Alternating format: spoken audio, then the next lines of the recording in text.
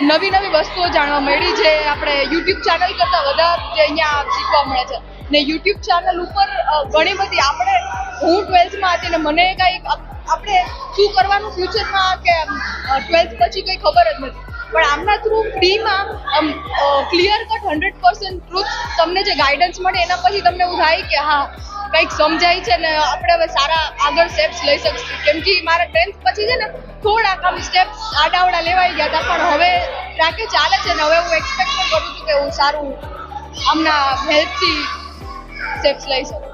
તો જે લોકો નથી આવ્યા સેમિનારમાં, નથી જોડાઈ શક્યા એ લોકો માટે કંઈ કહેશો?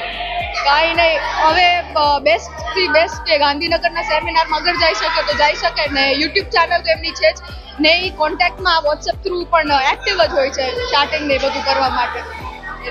તો તમને બેસ્ટ પાર્ટ શું લાગ્યું સેમિનારનો? જે એક તો જે રિયલાઇઝેશન કરાવ્યું એ આમ આપણે મોટિવેશનલ વિડીયોઝ ને બધું જોતા હોય પણ આવી રીતે કોઈ ફીલ તમને ન કરાવી શકે, એટલે એ બહુ બેસ્ટ.